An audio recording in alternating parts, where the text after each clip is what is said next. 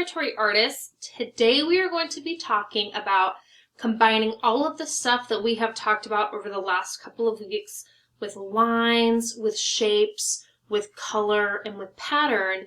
And we're going to talk about visual rhythm, which is one of our principles of design, and how it relates to music. This week you're going to be creating an abstract picture of a song of your choice, and we'll talk about how you're going to go about that.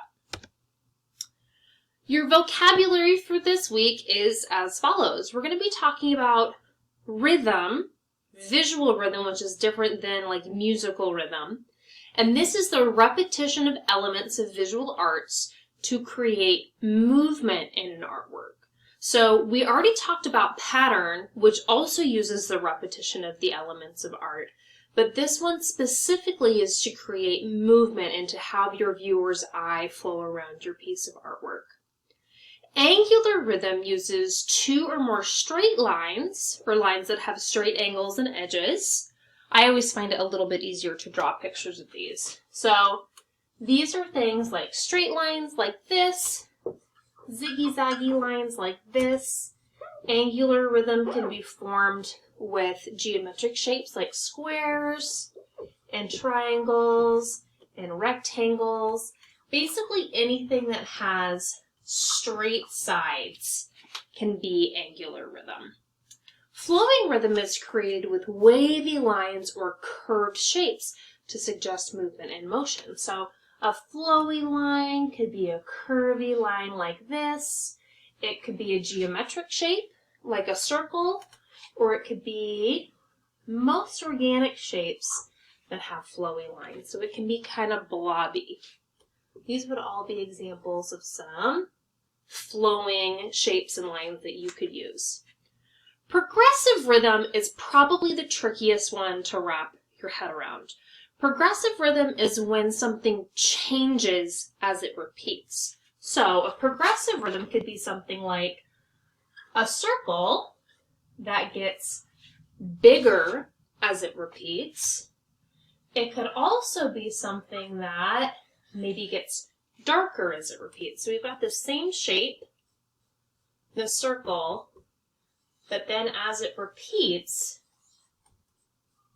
the color on it, the value on it gets darker. So maybe it changes its size, maybe it changes its value, maybe it changes its color, but it changes incrementally as it repeats. A random rhythm is one that is created, doesn't have an order to it. So our formal definition has the stars in the sky, which is a great example of a random rhythm. But the example I always like to use is my Dalmatian Olive. So Olive has spots, and her spots cover her whole body, and the spots, even though they're different sizes, they're kind of spaced out randomly all over her. Some of them are bigger than others, sometimes they're just kind of like patchy, but the spot is the thing that's repeating. It's just kind of random. Sometimes you'll also see artists who use like splatters of paint to create a random rhythm. And then a regular rhythm is a little bit more like a traditional pattern like we were talking about a few weeks ago. A regular rhythm is even and predictable. Maybe it's something that has its lines evenly spaced out, something like this, like a pinstripe pattern or something like that.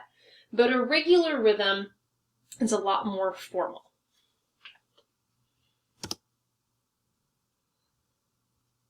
Click. Okay, here's what you guys are going to be working on this week.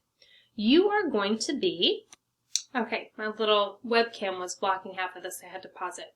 So this week you are going to be using what you know about lines, shapes, colors, and patterns, and what we just talked about with different types of visual rhythm, and you are going to be selecting a song, a school-appropriate song, to turn into a piece of artwork. A couple of things to keep in mind for this. First thing, you can't use any symbols. So I don't want to see any hearts or stars or smiley faces or anything like that. Basically, if there's an emoji for it, you probably can't use it because that's a symbol. So if there's a part of your song that's really sad and you want to do teardrops, You got to come up with something else. Symbols do a lot of work for you, and I want you to be more creative than that. Your art also should not be a literal interpretation of the lyrics or the song title. So a couple of years ago, I had a student who picked the song Girl on Fire, and then they drew a silhouette of a girl and then drew flames all around it. It's like, no, that's not what we're going for. So whatever song you pick, your piece of artwork should be abstract. You're just using lines, shape, colors, your elements of design to create your abstract, it's not a picture of a thing, your abstract piece. We talked for 2 whole weeks about color and color choices, so your color choices are especially important with this piece. If your song has like a bright and happy vibe, you probably should stay away from like blacks and reds. And if you have like a sad song, probably shouldn't be using more upbeat colors like bright blues and yellows and pinks. So make sure that you're making good choices with your colors. Now, I have some examples of different pieces that professional artists have actually tackled the exact same problem that you guys are working on this week, creating a painting that is done in the style of interpreting a piece of music. So I've got some examples for you here. What I'm going to suggest is you take a look at it, and then you pause for a second, and you figure out which of the vocabulary words you think fit in best with the types of rhythm that this artist is using. And then I also want you to think about, well, what genre of music do you think this painting is of? I'm not going to tell you what the answers are, because, you know, when you hang a picture up in a gallery or in somebody else's house, you're not going to be able to be there and explain to them, oh, this is the song that I meant, this is what I was going for. You should let your artwork speak for itself. So, I'm going to have you guys look at this piece, think about the different types of rhythm that you see, and then what genre of music do you think it is? Pause and do a little bit of analysis. Okay, unpause. There's obviously a whole bunch of random rhythm in this piece, right? There's a bunch of random brushstrokes all over the painting. And if you look really closely at it, there's kind of 3 distinct sections, which might lead you to think that it could be some progressive rhythm as well. There's kind of a brighter section on top, and the middle section has some darker, closer together colors, and then we get those bigger, brighter brushstrokes again. So it changes as it repeats. Obviously, there's a lot of flowing lines with the different brushstrokes that this artist is using, but I think you would be hard-pressed to find any regular rhythm. There's not anything that's regular about this. And I don't see any straight lines in this piece. So this one, flowing, progressive, and random. As for the genre of music, it's up to you to decide. Next one. Okay, so same thing. Pick out which types of visual rhythm you think are in this piece, and then what genre of music do you think it is? Go ahead and pause, take a quick look, and come up with what your answers are. All right, so we've got kind of a top section that has some green, a lower section that has like a blue-violet in it, and some golden strands that are sweeping through it. It looks to me like there's a lot of flowing rhythm in this piece, right? Lots and lots of curving lines. There's also progressive rhythm if you look really closely. If you follow just one of those strands from one side to the other, you'll see that it goes from dark to light to medium to dark to light to medium. This helps this kind of look like ribbons or string or yarn or something all bound together and woven together. Because there's so much flowing, some people get a little bit confused, but because things are spaced pretty evenly, yeah, there's definitely some regular rhythm in this too. You can see that there's even spacing in between the lines that we have. But then there's also random rhythm with how they're kind of like swirled together and where the golden strands kind of loop through. So, lots of different types of rhythm. As for the genre of music for this one, that's up for you to decide. next one. Go ahead and take a quick look.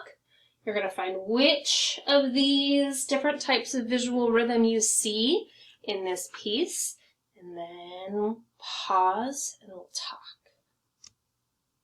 Okay, so this one, lots of triangles all over the piece, so we can tell pretty quickly because there's so many triangles. Definitely some angular rhythm in this. And the artist has even gone back over those triangles with some black pastel to really emphasize the straight lines in this one. This artist is also using some watercolor, so where the colors come together, there's a flowing rhythm created where the colors start to blend together.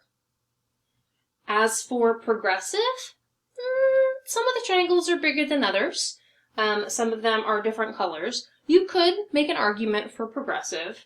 Of course, there's lots of random rhythm in this, the way that the colors are kind of splattered all over the place. And then, regular rhythm? Not a whole lot.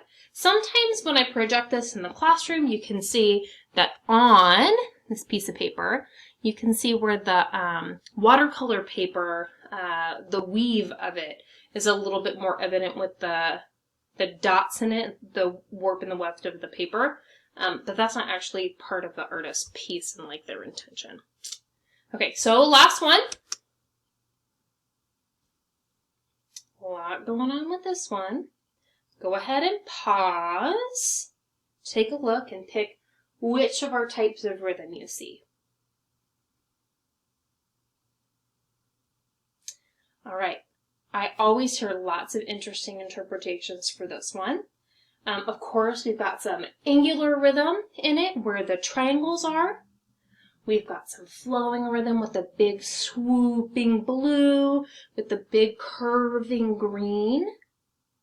There's also some regular rhythm, the spacing of the different stripes of blue and the stripes of green. And then random. There's so much random rhythm in this one. It's kind of all over the place, right? Progressive rhythm. You could argue that some of the lines go from like small to big to small again, which would be progressive. This piece has a lot going on, and it leads to the question, what in the world could this song be? I always hear good interpretations for this one. So, with that, you are on your own for your next steps. I have some other resources for you on our resource document or assignment document for this week. Take a look at those. There's a piece from Fantasia that I want you to pay attention to. It's really important you really pay attention in the soundtrack one to the colors that are selected and how the lines change for the different instruments. Pay attention to that as you're listening to that one closely. And then come up with a sketch before you get started on your final piece, but you can use any materials you want to for this. Just make sure that it is abstract. You are not drawing any symbols, and you are not going to do a literal interpretation of what your song is. All right, good luck.